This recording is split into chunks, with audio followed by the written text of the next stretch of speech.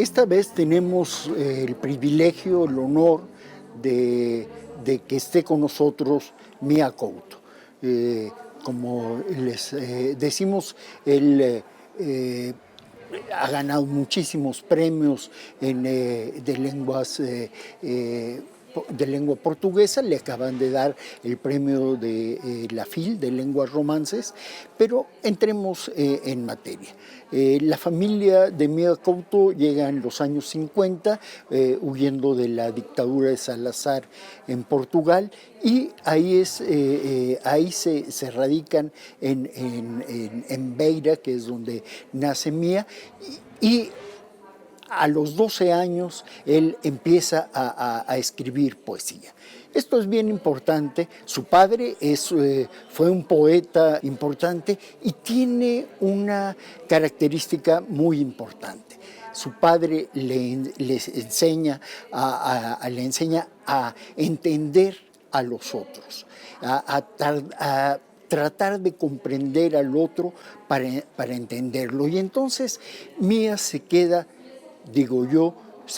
habitando en el mundo de la poesía.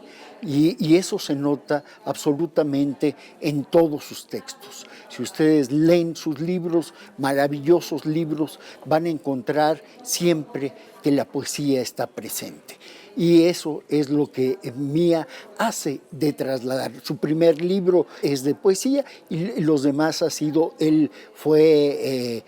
trabajó en la liberación de Angola, fue periodista, hizo muchas crónicas y hizo una labor muy importante en la comunicación del Frente de Liberación de Mozambique. Pero lo importante aquí es lo que viene después, es decir, todo lo que ha escrito. Para mí, Mia, la poesía es una parte importantísima en toda tu escritura. Es decir, esto que habitas, porque tú hablas mucho y le das un peso muy fuerte, muy importante a la palabra, al lenguaje, a los símbolos. Platícanos de eso, Mia. Bom, eu vou tomar a sua própria palavra sobre o meu pai, os meus pais, que me ensinaram essa presença do outro. Eu tive essa aprendizagem porque era uma sociedade colonial, uma sociedade em que as pessoas desse país, que são 99% dos moçambicanos, são negros, e que naquela altura, sem nunca dizer uma palavra política, o meu pai, ao atravessar uma rua, demorava 10 minutos a atravessar essa rua, porque cada pessoa que ele encontrava era uma pessoa que ele queria mostrar que existia para ele, que tinha uma existência concreta. Então, isso aprendemos com eles os dois, não é? Esse encontro com esse mundo, um encontro de respeito e de aprendizagem dessa outra cultura, foram eles que nos convidaram. É preciso dizer que essa luta de libertação nacional que eu abracei quando eu tinha 16, 17 anos, ela também via, curiosamente, a poesia como uma espécie de anúncio do futuro. A linguagem que anunciava essa utopia era sempre feita em poesia. As mensagens do fim do ano, todas as intervenções dos dirigentes da Frente de Libertação de Moçambique começavam por uma poesia. Era quase sempre muito má aquela poesia, de péssima qualidade, mas era uma espécie de afirmação de que só a poesia podia anunciar esse futuro que nós queríamos. Então foi em casa que eu aprendi e foi na rua e no mundo que aprendi que a poesia pode ser essa arma carregada de futuro, não é? Como alguém já disse. Y además tiene mucho que ver también algo que tú trabajas mucho, es decir, la cantidad de lenguas que existen en Mozambique. Claro, está el portugués, pero hay una variedad de lenguas impresionante, en donde además una cosa que Mia destaca mucho es cómo algunas palabras no existen en portugués. No existe la palabra futuro, no existe la palabra naturaleza, no existe la palabra sociedad. Él dice que la palabra naturaleza no existe porque la naturaleza está ahí. Ellos están inmersos en la naturaleza, porque Dicen una imagen muy bonita que cuando él sale a un balcón y ve un árbol, el árbol le habla. Porque eso es lo que sucede. Es decir, el árbol, la montaña, el mar, las piedras, están animadas. Tienen una palabra y esa palabra se refleja y se mantiene en lo que él hace. Y entonces todo eso queda reflejado en la escritura de Mía. Es decir, cómo recuperas toda esta cosmovisión, esta manera de ver el mundo, sin folclorizarla, sin convertirla, aquí esta idea de catalogar las cosas, de decir esto es realismo mágico, cuando en realidad es lo que tú has mencionado varias veces. En Latinoamérica y en África hay mucho en común, porque venimos de un pasado colonial, pero también tenemos esta fuerza de la cultura, nos da la posibilidad de la resistencia. Eu acho que uma parte da resposta já está na sua pergunta, mas essas várias línguas que existem em Moçambique, elas não me interessam enquanto uma realidade linguística só. É porque elas traduzem uma outra maneira de ver o mundo, não é? Outra cosmogonia. E nessa outra maneira de ver o mundo, há outras fronteiras entre o vivo e não vivo, entre o orgânico e não orgânico, entre a vida e a morte. Tudo isso me interessam porque são um elemento fundamental para quem quer fazer da literatura um convite para fazer uma viagem entre diferentes identidades que estão vivas, que estão dominantes. A ideia de que a oralidade é uma coisa que mora lá no outro lado do mundo, que são os povos indígenas, que são os povos primitivos que ainda vivem nesse universo da oralidade, não é verdadeira. Todos nós vivemos no universo da oralidade também. Todos nós vivemos nesse universo em que metade daquilo que construímos, que chamamos de realidade, é construída por magia, por fantasia, não é? Kafka, quando escreveu A Metamorfose, ele estava fazendo o quê? Não é?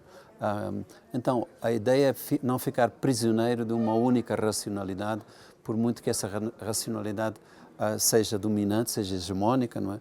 E nos deixe, digamos, uma porta aberta para a tecnologia, por exemplo, mas há outras racionalidades que é preciso manter, salvar e colocar em diálogo. É isso que a literatura pode ajudar a fazer. Y nos enriquece profundamente. Es decir, nos enriquece porque esta vacuidad en la que estamos inmersos ahora, esta velocidad vertiginosa, nos está deshumanizando, cosa que tú has dicho. Sem dúvida. Por exemplo, se eu digo que o solo, quem deve estudar o solo é um geólogo só, eu estou fazendo aqui uma simplificação, eu estou matando o solo, porque o solo é uma entidade viva, mesmo do ponto de vista científico, não só para os povos, não só na visão orgânica, holística dos povos, mas o que é um rio? Onde começa um rio? Onde acaba um rio, não é? Onde é que acabam as margens? Então o rio é uma entidade que não pode ser entregue aos hidrologistas, não é? O que se está a dizer é que o hidrologista é importante, o geólogo é importante, mas se não se estudar o solo ou o rio de uma maneira mais vasta, trazendo essas outras sabedorias, nós não vamos ser felizes, nós não vamos fazer aquela mudança que é fundamental, que é ter uma percepção do nosso lugar neste mundo, neste planeta, tem que ser mudado do ponto de vista da própria civilização. Y la paradoja es que los que se dicen civilizados son los que cosifican las cosas. Para ellos un río es una palabra, un concepto y punto. Aquí es algo vivo. Es algo que tiene que ver con la vida, con la existencia, con lo cotidiano. Sim. Houve uma lógica mecanicista que dominou absolutamente a visão que temos sobre o mundo. E isso tem que ser questionado. Por supuesto. Y además, también la vida y la muerte. A mí, por ejemplo, yo he leído que a ti te gusta mucho Rulfo. Y yo veo, por ejemplo, en el balcón de Frangipani, este diálogo de los muertos, que además maravilloso, porque no es tan trágico, sino tiene mucho humor. Un carpintero que queda enterrado bajo las raíces de un frangipani y pues lo pueden confundir como un héroe de guerra y él está inconforme, él dice, es que yo no soy eso. Y entonces pero ese muerto está vivo y está dialogando con los vivos y entrando en eso. E isso é maravilhoso. Sim. Muito curioso porque fizemos uma película, um filme, sobre o balcão do Frangipani. Acabamos de fazer. E um dos atores era um velho homem dessa ilha, dessa fortaleza, e ele nunca tinha visto cinema, não sabe o que é ser um ator, mas ele fez um papel maravilhoso. E quando chegou o momento em que ele tinha que fazer de morto, ele disse, não vou fazer porque isso não se representa. Os meus mortos estão aqui e eu tenho que os respeitar. E foi impossível. Tivemos que lhe dizer, faz de conta que estás a dormir. Então foi assim que o conseguimos convencer. Portanto, isso que está no livro é o que está na realidade desse lugar. Essa outra maneira de ver a fronteira entre os vivos e os mortos não morrem, como estão governando a nossa vida cotidianamente. ¿No? Sí, bueno, y también en los venenos, ¿no? Esta búsqueda del doctor que llega con dos gentes que se dedican a la hechicería, pero él va buscando a una persona real que lo abandonó. Y ahí también hay un diálogo entre la enfermedad y la salud. Sim. Eu contei essa história ontem, quando foi o Covid, a pandemia.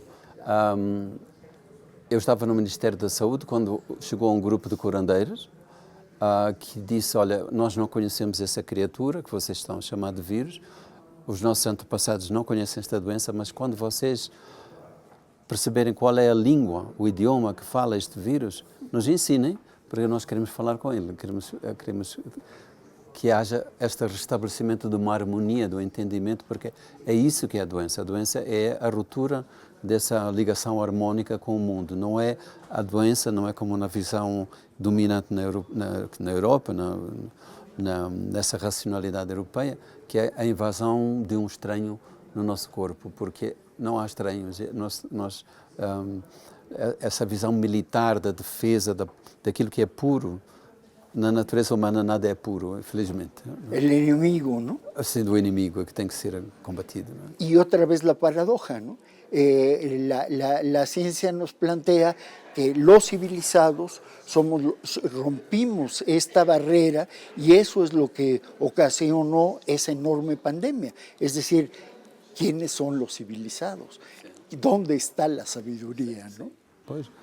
E aí a coisa só se resolve dessa maneira, conhecendo o outro, não entendendo que ele é um inimigo, entendendo que há aqui um desconhecimento, não é?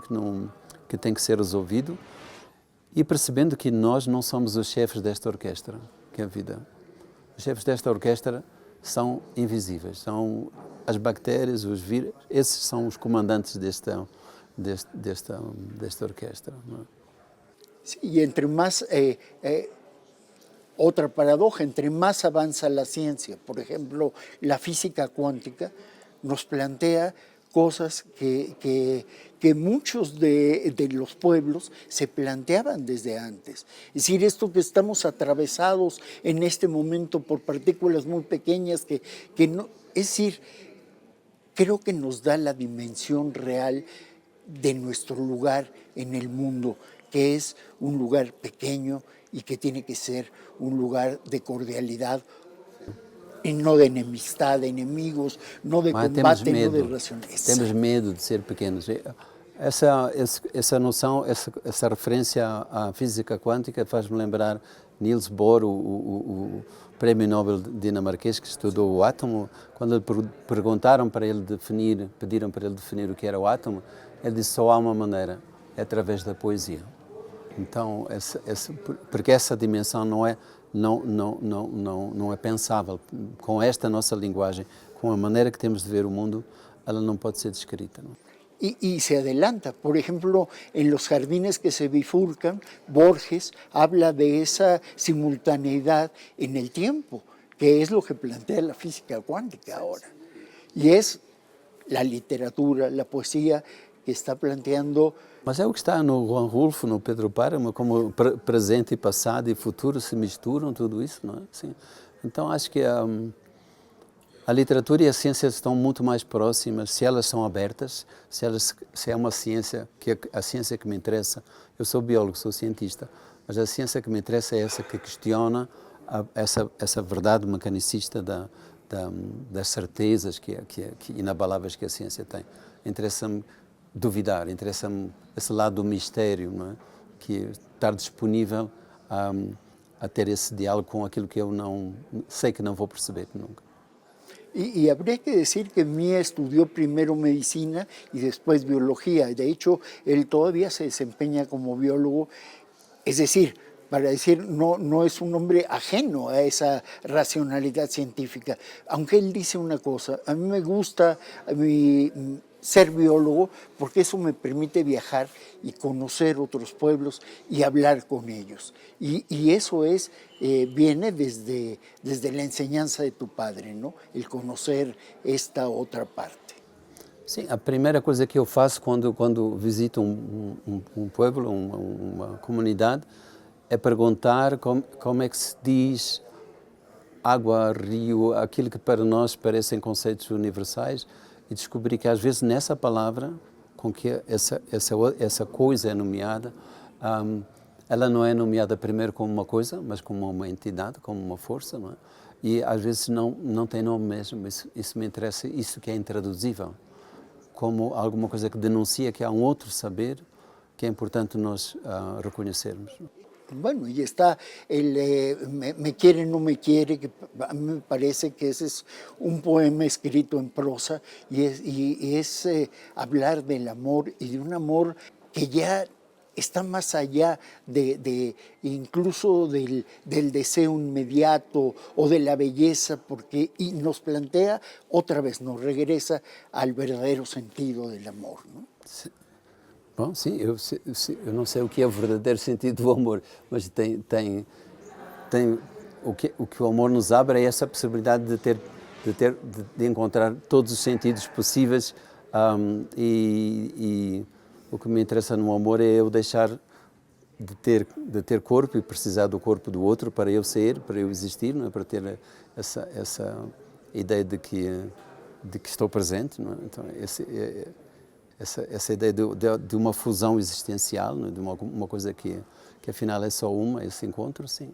Y otra vez la vida y la muerte. Alguien que pensaba, en fin, lean ese libro, es querer o no querer, tiene que ver con este deshojar de la margarita. Me quiere, no me quiere, me quiere, no me quiere, que tiene mucho que ver, pero al final hay un giro muy interesante que cambia totalmente la concepción de eso y queda uno sorprendido de cómo se va. Ese es el tipo de literatura que hace Mía Couto.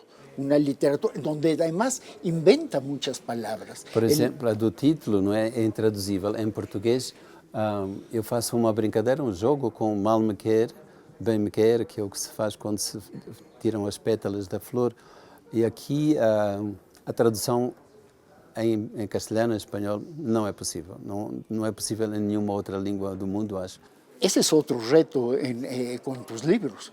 La traducción de tus libros por el uso del lenguaje de los pueblos mozambiqueños, pero también por las palabras que inventas. Es decir, estos términos que de repente rompen totalmente la idea, pero que son absolutamente creativos e innovadores. De veras, si quieren ustedes entrar en ese mundo maravilloso de los pueblos de África, entender por qué esa cercanía, no dejen de leer los libros de Mía Couto, un gran escritor que afortunadamente está con nosotros y que va a estar mucho más presente, estoy seguro, después de que estos libros están circulando ya más profusamente. No dejen de leerlos, les va a maravillar.